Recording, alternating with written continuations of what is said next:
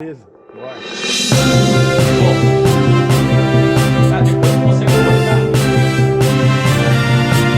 Tá?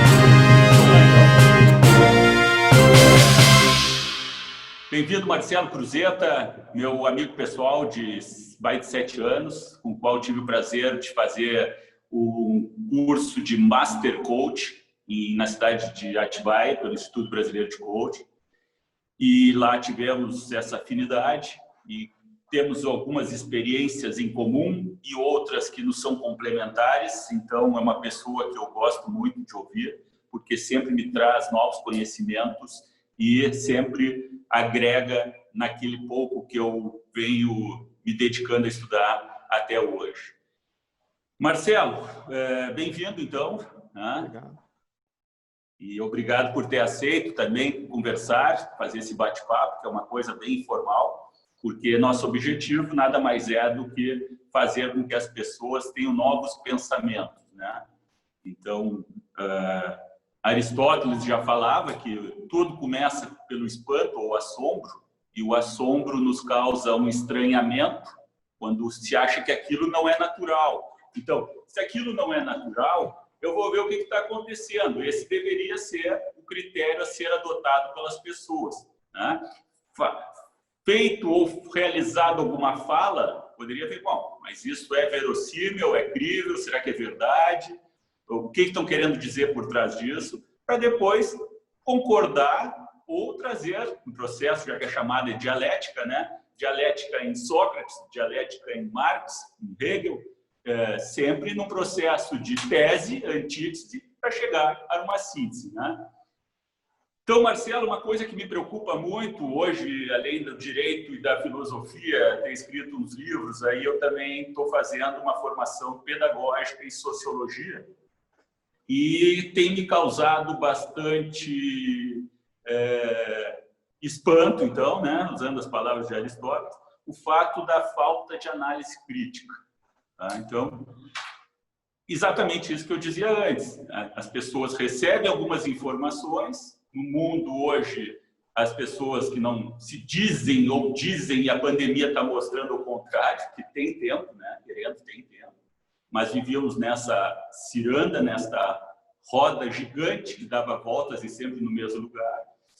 E não paramos para pensar, para observar os fatos. Então, dentro disso, o que tu podes me dizer, acrescentar? Qual é teu pensamento sobre isso? Bom, a gente até conversou sobre isso outro dia, né? O que acontece é que as pessoas tentam fazer um julgamento a partir de um conhecimento raso da situação, né? Falamos outro dia sobre os clássicos, né? Que contam a história da humanidade, que de repente começam a dizer o que não se deve fazer, principalmente, né, em certas situações, porque a história já mostra com fatos, né, o que deu certo e o que não deu certo. Então, nessa questão de análise crítica, para você conseguir esse ponto de ter uma boa análise crítica, você precisa ter um conhecimento, né? Quer dizer, você precisa ter um conhecimento de história, você precisa ter lido alguma coisa para te dar uma base, e então você consegue formular alguma questão ou julgar. Na verdade, eu acho que julgar é uma coisa meio pesada, mas pelo menos opinar sobre as coisas que estão acontecendo no mundo de hoje em dia, que são muito complicadas. Quer dizer, quem não viveu na época da gripe espanhola, né, e eu acho que são poucos que estão vivos até hoje, não vai ter condição de entender o que está acontecendo nessa pandemia que nós estamos vivendo, né? E, principalmente, vai ficar difícil para a pessoa conseguir formular uma forma de sair dessa crise, né, com um objetivo que pode ser conquistado. Ou seja, o que vai acontecer na pós-pandemia, né, que é uma preocupação que nós temos, né, de tentar passar alguma informação que ajude as pessoas a conseguir chegar num ponto satisfatório depois que isso tudo começar a se aliviar, né? Eu acho que é isso, assim, para a gente começar, esse é o ponto que eu quero colocar. Concordo. Tudo é novo, né? Nós apesar de toda essa reclamação de 120, 150 dias em isolamento, ou pelo menos afastado um pouco de suas atividades, mas quem passou por uma, né, eu já ia um pouco até mais adiante, uma Segunda Guerra, uma Primeira Guerra, umas coisas mais próximas, né, em outros países, guerras de Coreia, guerras nos Emirados Árabes. Então, a gente não tem uma experiência de vida de que é um isolamento, de que é uma necessidade de se proteger e de proteger os outros. Então, esse conhecimento raso que tu falavas, de fato, a narrativa ficcional, então é uma coisa que eu me preocupo, né? A falta de leitura, inicialmente, conhecimento eu não falo nem dessa nova geração, porque na nossa geração também, o Brasil é um país que lê em média 2 livros por ano. E se tu leres 2 livros e esses livros ainda não forem agregar um conhecimento para ti, então também nem dá para considerar, né? Em países como Portugal, por exemplo, as crianças lêem Ulisses no início, lá na primeira, segunda, eles aprendem a ler lendo Ulisses, lendo os grandes clássicos, né? Então, temos as tragédias gregas que nos ensinaram tanto, Édipo Rei, Antígona, de Sófocles. Então, tudo isso, com o passar do tempo, foi se perdendo. E hoje, essa aceleração da vida não permite que façamos exatamente essa crítica, né? E o que me preocupa é isso, um fato novo, tá? Nós podemos criar neste momento e replicar para quantas mil pessoas? Destas pessoas, qual o percentual que vai ler? Primeiro, que vai ler, né, todo o texto. Segundo, que vai entender. E terceiro, que vai fazer uma análise ou simplesmente vai repassar. Então, fatos que a gente lê nas redes sociais, que não são críveis, não são verdadeiros, né, que não tem um fundo aquilo, mas mesmo assim ver as pessoas repassando, inclusive com fatos históricos que nem são da época, né? Então se vê uma postagem onde pessoas estão fazendo determinado ato, movimento, mas lá no fundo se vê um relógio marcando uma data de 4, 5 anos atrás, né? Então, que nós estamos fazendo com o nosso conhecimento, né? E aonde nós vamos chegar, porque disso decorre as gerações, né, a formação de novas gerações. Vão ser capazes de analisar o que está lhe sendo dado, o que está lhe sendo oferecido. Então, esse é um ponto que eu acho muito importante de ser falado, né? Sem dúvida, concordo contigo. E nessas experiências, nesses encontros que nós vamos colocar, né, que nós vamos ter, eu imagino que vai ser uma coisa constante, nós vamos fazer várias dessas entrevistas, né, desses encontros, julgamento, né? Isso é uma coisa que eu acho que a gente pode colocar, que às vezes a gente, de frente dos fatos, né, a gente acaba julgando através de um conhecimento pequeno que nós temos de todo o universo de informações que a gente pode acessar. E o que a gente, de repente, aprendeu no nosso curso, né, que agora me veio em mente isso, é que o julgamento é algo que acaba prejudicando o nosso processo de interação com o ser humano, né, com o próximo, né? Então, quer dizer, a gente não sabe o que levou a pessoa a fazer o que ela está fazendo hoje, porque a gente não viveu a vida dela, a gente não sabe qual é a história dela. E, de repente, se a gente encara como sendo uma experiência nova para a gente, em vez de julgar se está certo ou se está errado, a gente consegue tirar alguma coisa boa disso, ou, no mínimo, saber como não agir, né, em determinadas situações. E acaba que a gente pode levar um fato para a pessoa, para ela tentar rever algumas questões na vida dela, quem sabe? Eu acho que é um ponto que vale a pena ressaltar. Não sei se eu fui bem claro, acho que não, né? Enrolei não, fosse sim, porque para fazer, primeiro, quem somos nós para julgar? Porque atrás desse fato social ou fato individual, nós temos toda uma bagagem cultural, hereditária, né? E do meio a qual a pessoa se formou. Posso citar o exemplo, né, do infanticídio no meio dos esquimós no final do século XIX. Né? Os esquimós, um povo nômade que dependia de alimento, eles tinham que procurar caça, e eles sabiam que a caça que eles iam encontrar supriria necessidades alimentares de um grupo determinado, vamos supor, de 100 pessoas. Então, no momento que começavam a gerar novos filhos, para eles era comum que houvesse a matança do seu próprio filho, pelo bem da sociedade, né? Do grupo. Claro que isso faz mais de 120 anos. Então, mas eu não poderia julgar, então o esquimó é um assassino, mata os filhos, né? Também tem que ver tudo isso. A realidade de cada um, só cada uma das pessoas pode saber. Então, dentro disso, também trago essa análise crítica, né? Por que a pessoa agiu dessa forma? Por que isso está acontecendo? Né? Isso está certo? Né?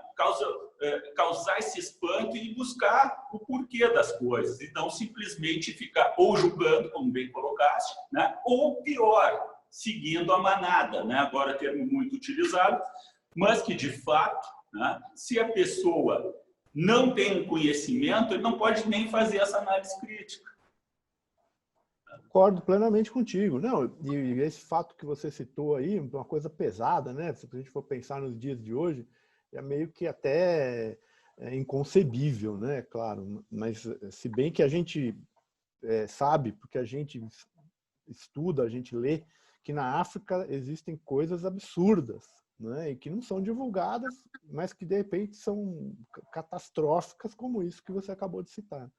Né? Eu lembro de ter lido também que em Roma, né, tinham costumes bem drásticos também, em termos de questões de excepcionais, né, de crianças com defeitos físicos e tal, que nasciam, elas não tinham muito futuro, né, elas eram executadas mesmo, né, quer dizer. E... Até te cortando, no livro Um Coach Grego, que eu escrevi, né, ele vem falar, eu falo sobre Esparta, né?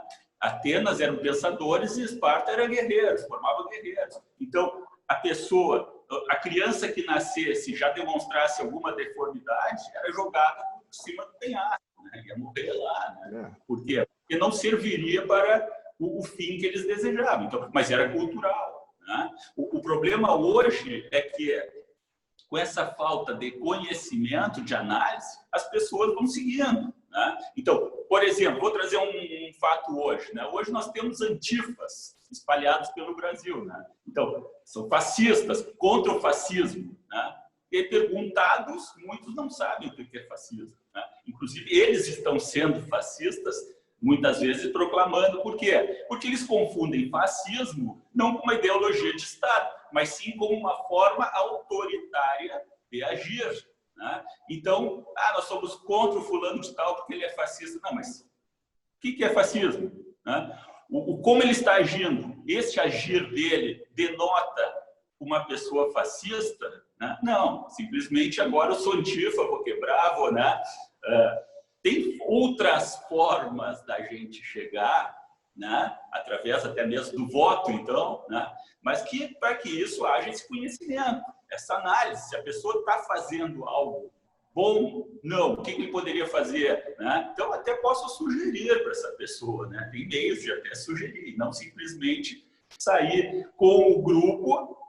Um problema grave também, que nós somos entes societários, então a gente quer estar inserido no grupo, né? Então, hoje, aquela pessoa que há 30 anos atrás, 40 anos atrás, resolveu, o menino, botar um brinco na orelha, foi visto como estranho por muitas pessoas. Assim como algumas meninos e meninas atualmente que estão pintando o cabelo de azul, de cor-de-rosa, também estão sendo vistos como estranhos, né? Só que no grupo deles, né, é estranho não pintar o cabelo. Então, mas por que eu estou pintando o meu cabelo? Simplesmente é para ser aceito, né? Mas eu posso ser aceito mostrando outros fatores, né?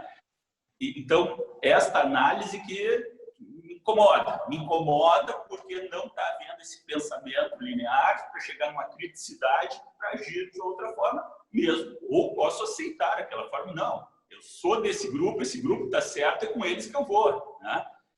Eu acho maravilhoso isso, porque a pessoa tem uma consciência de mundo, tem uma consciência política, né? Mas que saiba por que ela está aderindo àquele grupo, e não simplesmente porque o discurso emocional, a palavra dele me tocou. Né?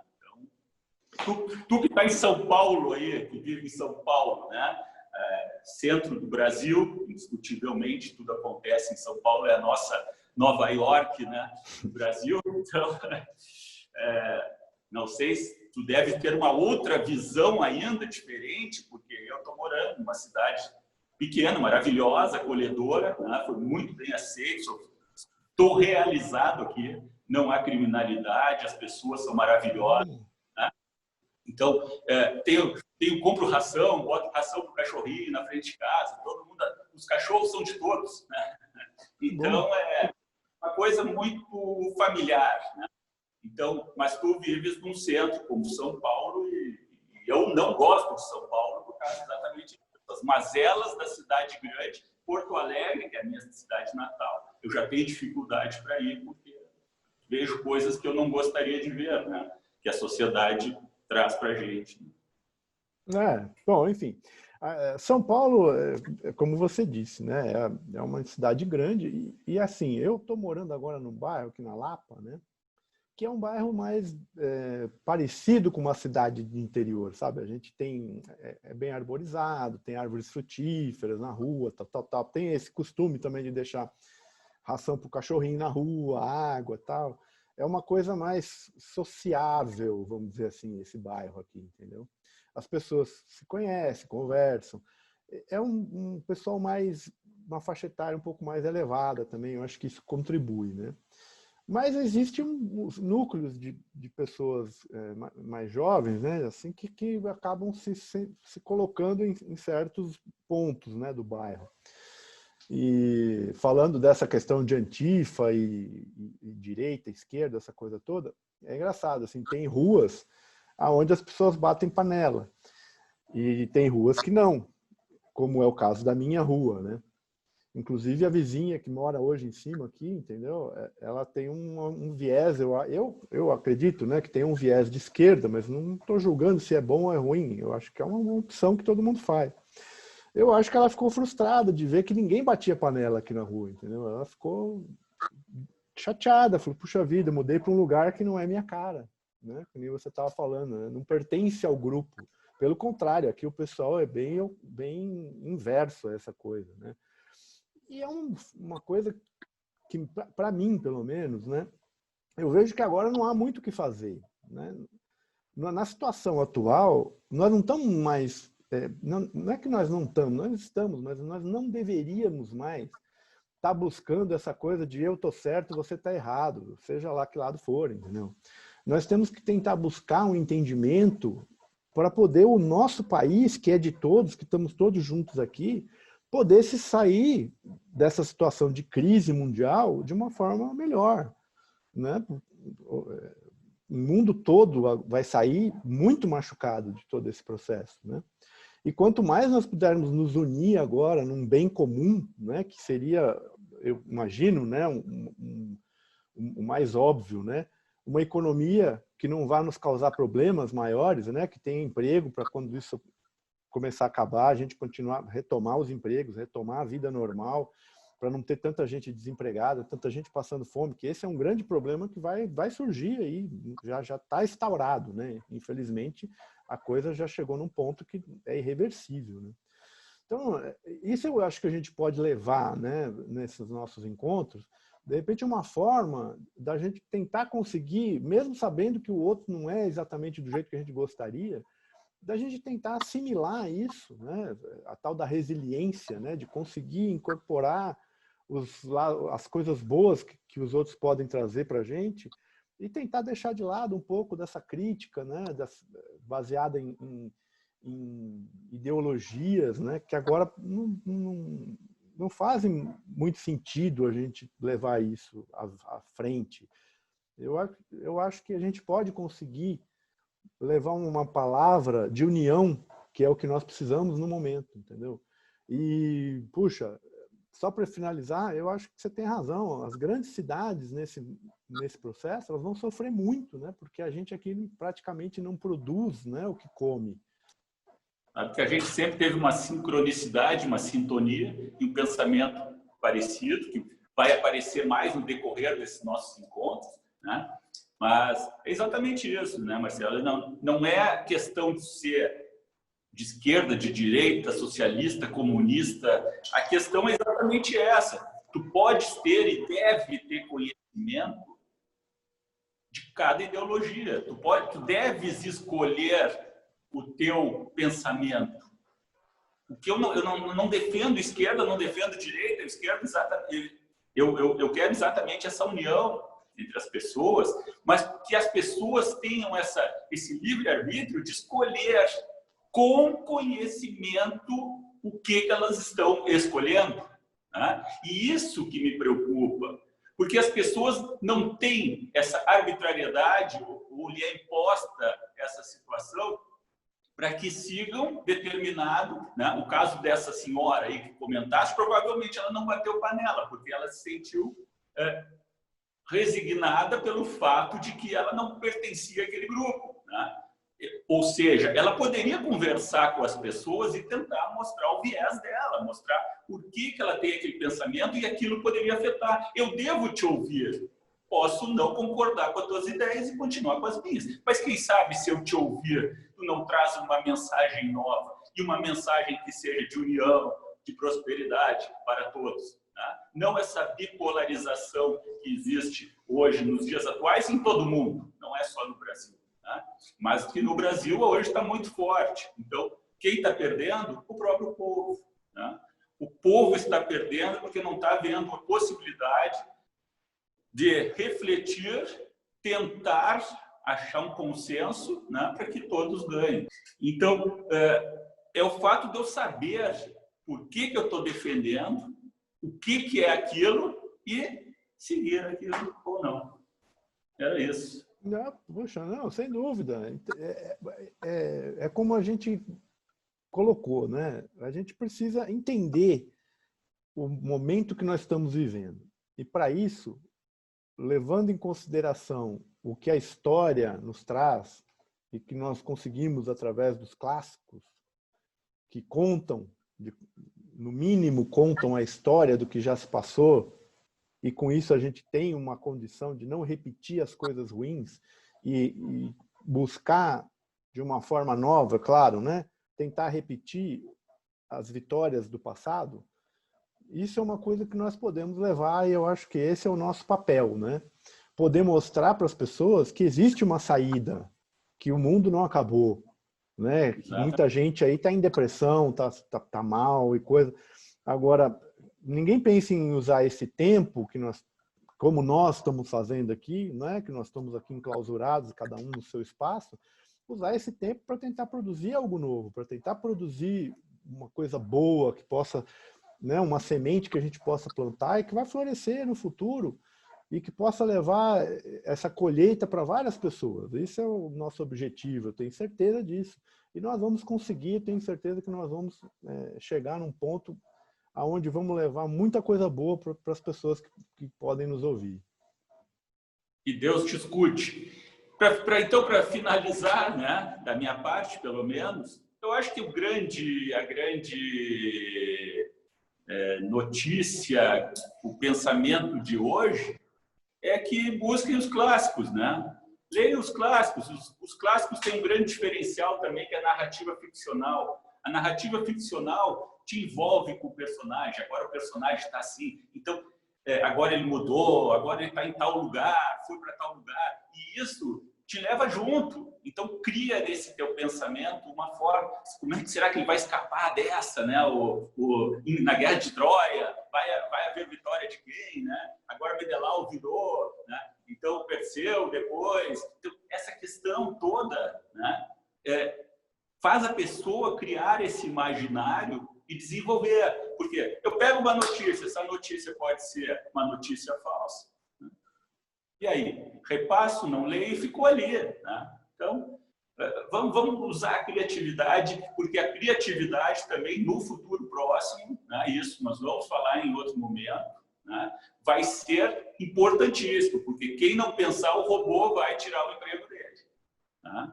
A máquina vai tirar o lugar do homem. E isso, falaste de história, né? Quem quer assistir um filme interessante é só assistir Tempos Modernos, do brilhante Charlie Chaplin, né, onde o homem pela máquina. E o número de pessoas numa linha de produção, né? Número de pessoas no campo, no feudalismo, número de pessoas numa era industrial, né? Cada vez está diminuindo o emprego. E quem vai ficar? Quem serve para o mercado. E quem vai servir é quem pensa. Então, a dica, eu acho que a grande dica é começar a desenvolver essa capacidade, né? Essa análise crítica para poder pensar, até mesmo para garantir a sua sobrevivência. Então, da minha parte, seria isso. Tuas colocações finais, mestre Marcelo Cruzeta, de São Paulo. Aleluia! Veja bem. O que eu acho... Oi? Desculpa. Deus acima de tudo. Ah, mas, puxa vida, eu acho que esses tempos de pandemia servem para isso, né? Para a gente buscar alguma coisa no divino, porque se a gente ficar só nessa coisa rasa que nós temos aqui na Terra, realmente não vamos chegar muito longe.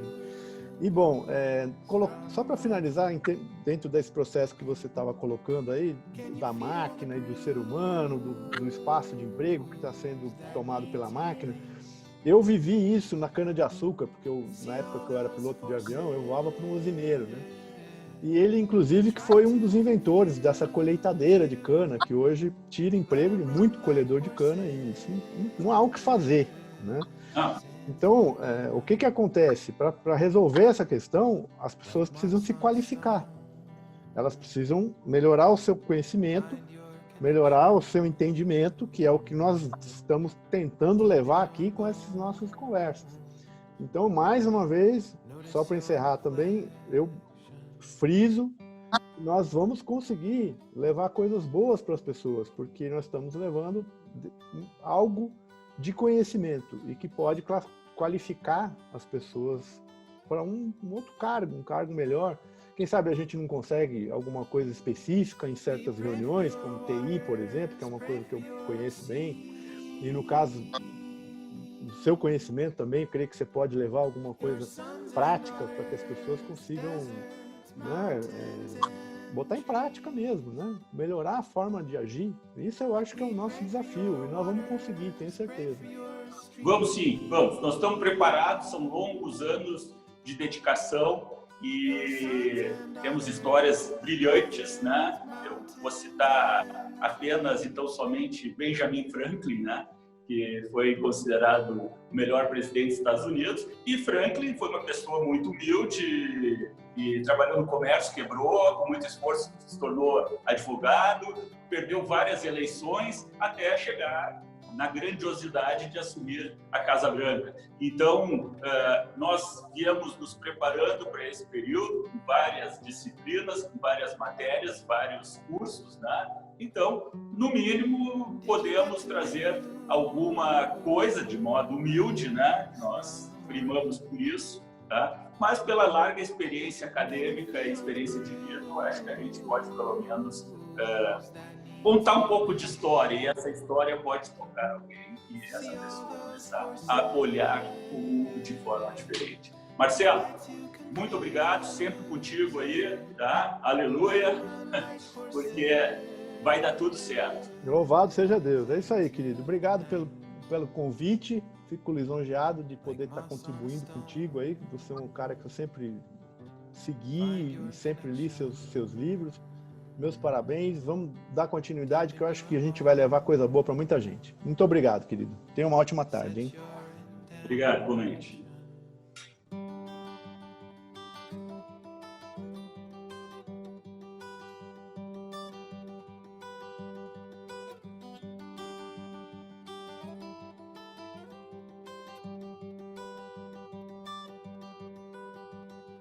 We pray for your waters, pray for your sea.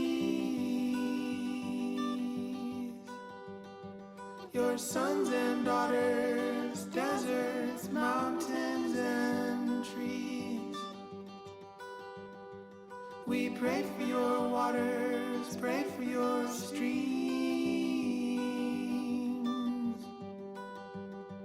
Your sons and daughters, deserts, mountains, and trees.